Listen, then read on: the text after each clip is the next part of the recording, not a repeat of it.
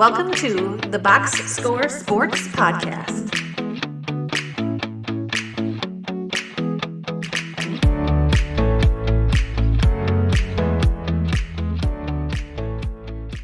So this is going to be the Texans 2026 NFL preview. Last year they finished 12-5. So if you're watching our video for the first time, don't forget to subscribe, like the channel, leave a comment down below. Give me your favorite move that the Texans made this offseason.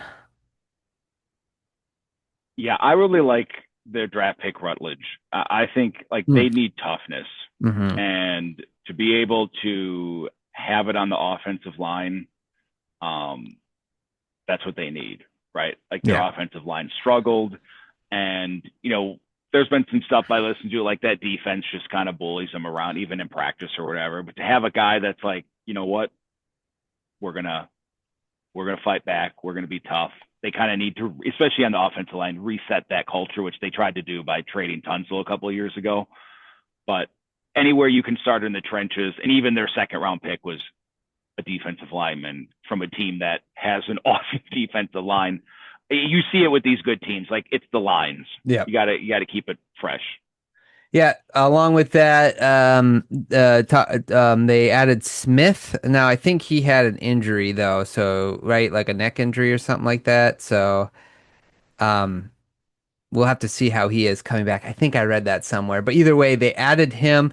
Brendan Smith is one of the better run blocking tackles. So he's second overall in that department. So that's good. And then Wyatt Teller was a top 15 pass blocker last year, according to PFF. He came from one of them came from Cleveland. So obviously that offensive line wasn't great, but he was one of the actually solid players. So the point is them addressing the offensive line was so important, I think. So getting three guys, you couldn't stay stagnant. So we'll see how that continuity works. And on top of that, David Montgomery, he's going to bring that toughness as well in the run game. I don't know,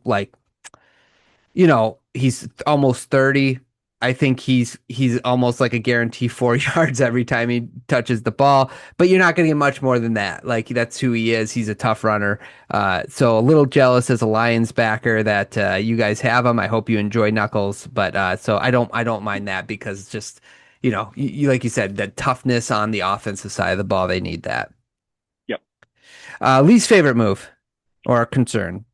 Yeah, I mean, we talked about the offensive lineman. They also brought in Ed Ingram, and he kind of really sucked for the Vikings.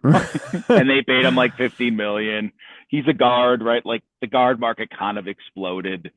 So again, I don't really hate a lot of the things that the Texans did. I just thought sometimes you'd throw too much money at a problem you're trying to fix, and you're like, I don't know, you probably could have found a guy cheaper. But again, maybe new scene, new system. This is the guy that they see something we don't, but just on the face value, like looking at his rankings and stuff, you're like, I don't know that I'd pay that guy $15 million, even though we have a bad offensive line. Yeah, no, that's a good one. And even with the Smith, if I should double check. I thought I read somewhere he's coming off a neck injury, and if he is, it sounds like statistically he's been good, but it's still a risk. You're kind of filling him, putting someone in that role that may not be able to handle it if he's coming off an injury like that. Right. Yeah, those are things that can really set you back when you put out the money for this stuff. And if the guy gets hurt or he doesn't recover, similar to how we talked about with like Alec Pierce, right? You see something in the guy, and then if he doesn't recover, you're like, oops. Yeah, so he had a neck injury that was at the end of last season. So offseason required a surgical procedure on his neck prior to signing a 2-year deal with Houston. So that's it. It's like, great, glad you got him, but there is a big risk there. So you're kind of relying on somebody with a beat up neck to fix your problems, along with a little bit overpaying for some of them. So yeah. Okay. Green flag. What are you most excited about for this team moving into the season? I think it's defense. That defense is just incredible. Mm-hmm. They got depth to it too. I mean, they brought back Jadeveon Clowney, who isn't much, but like if you can rotate in Jadeveon Clowney for some, pass rush plays, like awesome to go along with, Anderson and Hunter. So they're really solid on that side. There's not like a glaring weakness that you can just attack. Maybe run defense a little bit, but that defense is like the backbone of that team. Again, with D'Amico Ryans, you're not going to put up a lot of points on them, and that'll keep you in just about every game. Yeah, I'm with you. Defense, 100% love their defense. This is, I'm excited for them. And like with the Clowney signing, what's interesting is they could have him like pass rushing downs. You could put like one of those defensive ends in the inside, like the New York Giants used to do, like back in 2011 with Strahan, Tucker, and out of Agun, was it Agunye? Do you Yeah. remember who the third guy was? You know what I'm talking about, though, right? So point being is like get three strong rushers in there could on passing downs that could help create matches. Red flag concern going into the season. Yeah. I put CJ Stroud / offense. I think it starts with CJ Stroud, awesome rookie year. Last year, there was a few good games, and then there was, those playoff games, which, in all honesty, the Texans maybe in the Super Bowl if CJ Stroud could have just like not turned it over a ton.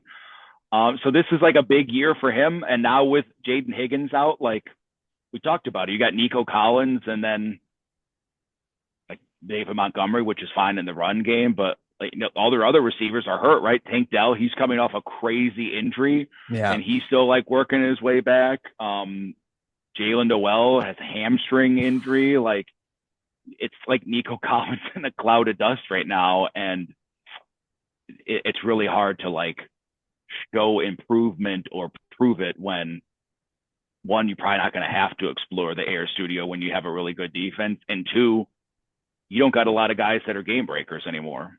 Yeah, totally agree. That's it. It's like, and then you don't know if your offensive line is fixed. So like you brought in a bunch of guys, it doesn't automatically mean that your offensive line will be fixed. So not only do you basically have one reliable weapon, your running back, although I like him, he's not a spring chicken, so he's not going to be super explosive.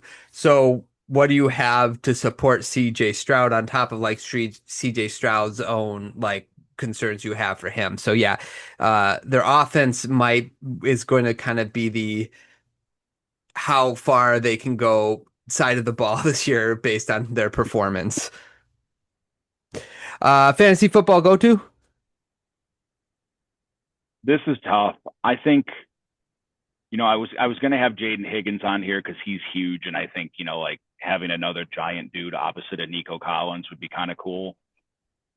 I will default to David Montgomery only because that defense keeps you in games, so you're not like scripted out. And I know David Montgomery can catch the ball, but they drafted Woody Marks. Woody Marks is really good. That's his thing coming out of college. So I just think you might not get a lot of sexy numbers out of David Montgomery, but I think if the Texans offensive line is slightly better, he might be a dude that falls into the end zone 12, 14, 15 times because they're always in close games and the defense gets a turnover and runs it back to the 10-yard line. And they're like, cool, hand it off David Montgomery. Yeah, I like that one. And I put after the Higgins injury because I was with you. He was kind of the guy I was looking at. I put Dalton Schultz. He's solid, and he's not inexpensive tight end. We talked about it last night. Tight ends, when you get to a certain point, it's like a dime a dozen. So you just take these shots.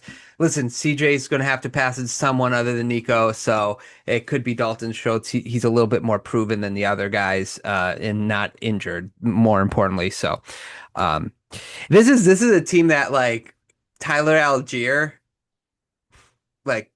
I would have loved to see him on this team, but anyway. Okay, prediction. 9.5 over under. Yeah, I have the over. I had them at 12 okay. and 5.